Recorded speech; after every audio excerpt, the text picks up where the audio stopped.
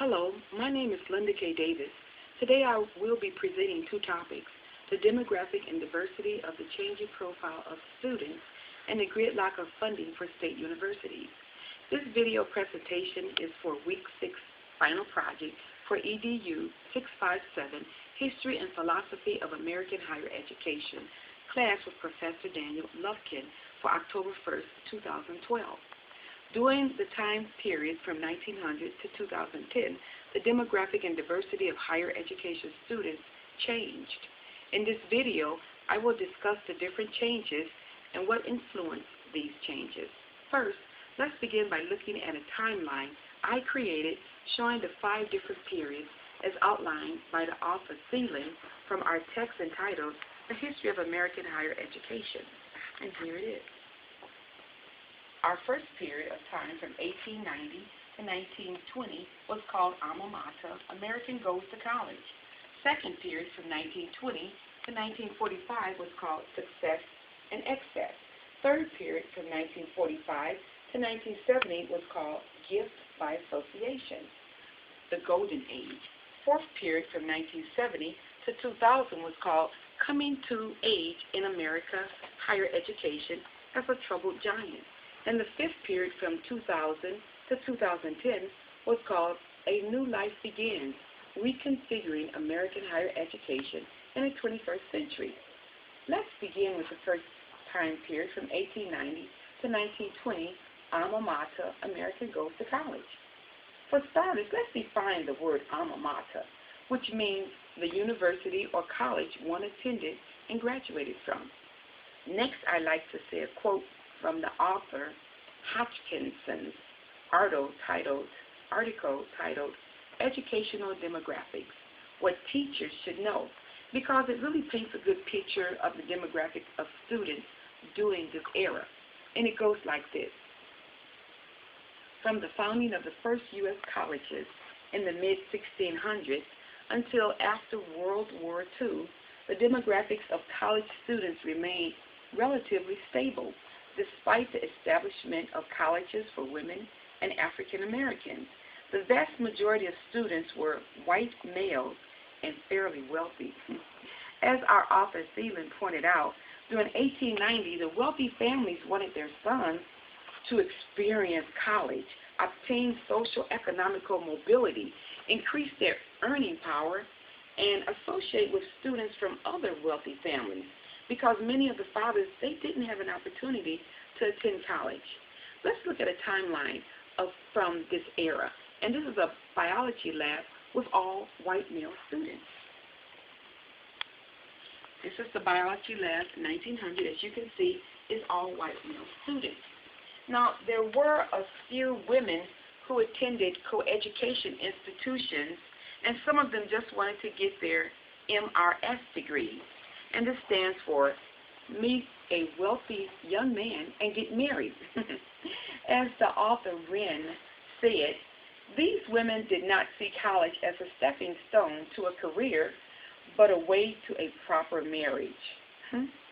As the undergraduate college population increased, more women enrolled, but they were mistreated.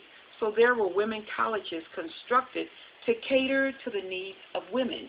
Additionally, the black students were excluded from attending the prestigious colleges, which gave rise to the construction of all black colleges. Before we talk about the black colleges, I'd like for you to see a picture of the all-women's college, Barnard University. No, this is the 5th university. This is the all-black college. This is the black college that prepared the black students to get a bachelor's degree. And that was our all-black college. The other black colleges, Tuskegee, they basically focused on agricultural and vocational subjects. So 5th University was the prestigious black college that prepared them for their bachelor degree. Moving right along to our next time period, from 1920 to 1945, the author labeled this one as Success and Excess, because between World War I and World War II, enrollment in colleges and universities increased more than fivefold, from 250,000 to 1.3 million, and about 40% of the undergraduate students enrolled were women. The demographics of students during the 1930s and the 1920s went from the gentlemen of our prior period to disrespectful party animals. The hottest thing moving were the college men and women partying. Phelan spoke of the excessive parties on campus there as being the homecoming celebration, the commencement week reunions, the proms, year-round fraternity gatherings, and all of these were associated with alcohol, bathtub gin, speakeasies, gambling on college sports, and other stereotype activities that characterized the roaring 20s. This was an era of anti-intellectualism, which is another way of saying the students were against being intelligent. Did they want to be stupid and dumb? I guess so. There was even a gentleman's C's club, and that was not cool. It wasn't C for cool. It was to maintain a C average. Whatever happened to the A and B's that we're trying to get? Nevertheless, the women colleges during this period celebrated misbehavior, and they were associated with the flapper and the new women. There were movies about these wild college students, and even the headlines for the Boston tabloid announced in bold print, petting parties of love-hungry girls shocked the college boys. I don't know why, but nevertheless, let's look at a picture of one of these love-hungry girls on my timeline. Yes, she's love-hungry. Her legs are out, and it looks like the guy, the college student, is a little love-hungry himself. Nevertheless, this may sound crazy to you, but the colleges during this period were competing to see who could be the baddest. They would do anything to get into the newspaper, all types of wildness and misbehaving. But there was one saving event. The new women colleges were moving upward, and these women were more serious about getting their degree. And one of the colleges was called the Barnard University, and I have a photo of that in my timeline as well. As you can see, these women are not showing their legs. They were more serious about getting their education. And moving right along to our next period, from 1945 to 1970, it was known as the Golden Age. The Golden Age, this was a great period of time. The war was over. American higher education was enjoying the 3 Ps, which is prosperity, prestige, and popularity. The demographic of students during this era were the veterans were now able to go to college. There was a GI Bill, and it was issued to encourage them to go to college. It paid for their college education, and it gave them money for their living expenses. Also, as our author Gordon stated, there were other bills issued which opened the doors for minorities and people of color to attend college.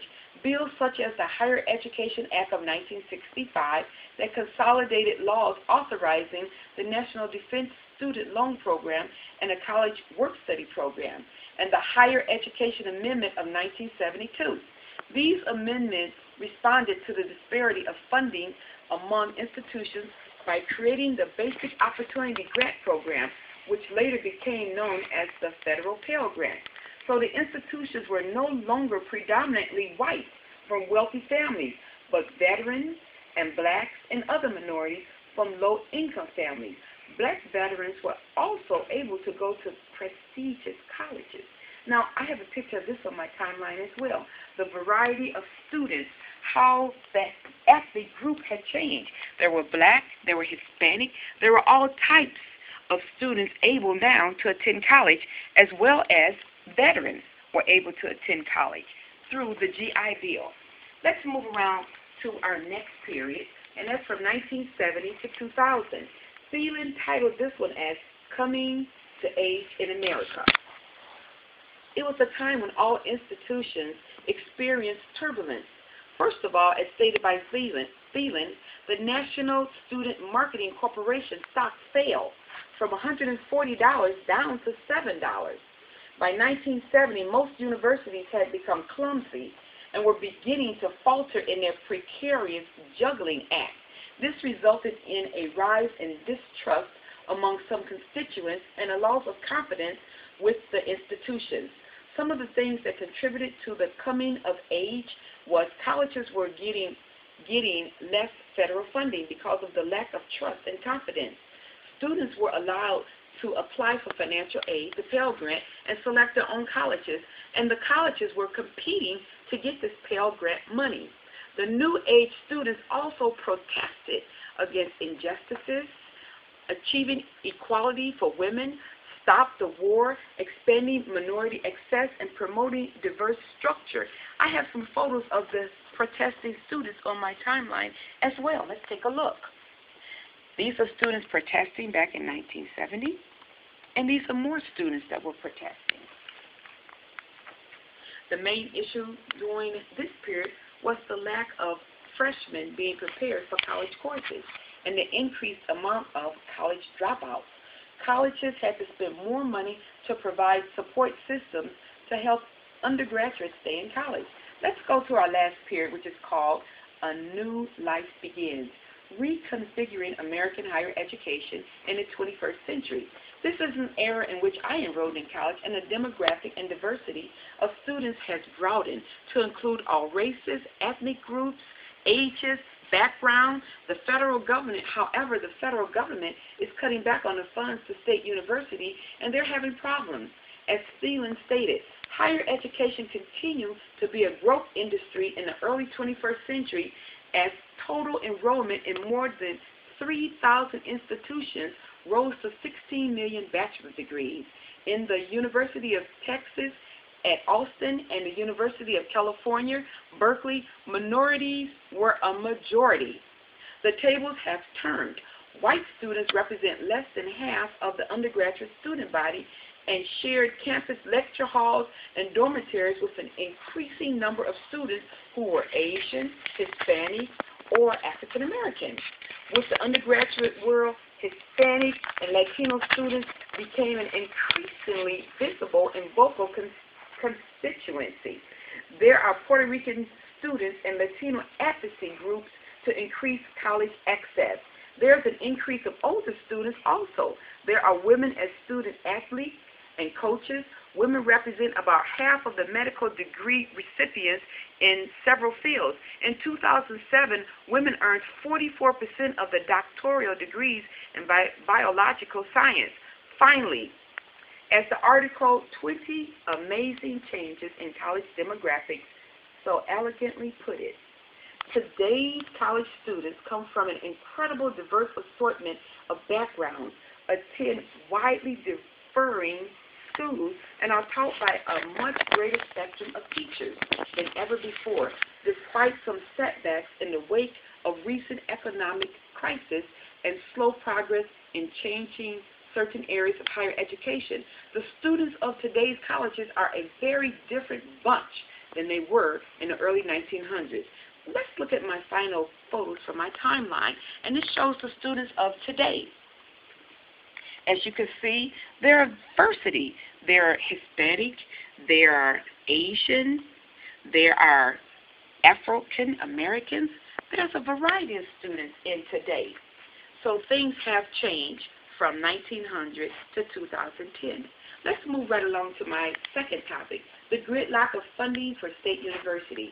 As Thielen stated, even though the new A&M model provided hope for some state universities to revitalize by 2010, his indications was that the most state flagship universities were unable to solve their financial problems. Some even suggest the need to seek direct federal aid, as stated by author Davis. In the last 6 months, college and universities in the state from California to Illinois have already done what they would have deemed unthinkable a few years back, laying off hundreds of employees, raising tuition by double digits, and capping enrollment. And it doesn't look like things are going to change anytime soon.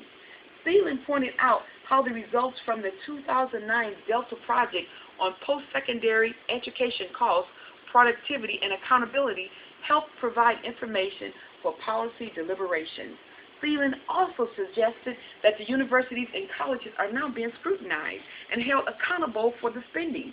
In his book, he revealed how universities are managing the funds by paying high salaries for numerous presidents and vice presidents on the college board. Also, that state legislators are now favoring increasing the funds for 2-year degree programs at the expense of 4-year bachelor degree programs. The Delta Project study showed that in many states, increasing percentage of state subsidies and tuition dollars have been directed into non-instructional costs. One read about administrative plans to eliminate academic programs and to cut faculty positions or to convert them from tenure track to adjunct status. Yet, there was no indication that state universities have reduced the number of vice presidents. There is an administrative bloat. That means it's too many vice presidents as a troubling source of rising instructional costs. In 2010, its top administration included, in addition to a president, they had a president and 15 vice presidents. How many vice presidents do you need to run an institution? Even though located in a relatively poor state and in a city with a reasonable cost of living when compared to Boston or New York or Chicago, all of the salaries were in the six-figure positions. I think this is ludicrous. The universities do not need additional funding. They need to get rid of some of their top load. Phelan also suggested that some of the flag state-ship universities with successful teams need to funnel some of that money back to their college by charging an overhead fee for the use of their facilities for the sports. In conclusion, with the reduction of funding for state universities, the universities need to get a grip on their budget and reduce some of their board members as well as their salaries. And the universities with successful athlete teams need to reconstruct their finances and move some of that money back to their college to help meet their operational expenses. This is the end of my video. A reference page and a copy of my timeline has been forwarded with this video. Thank you.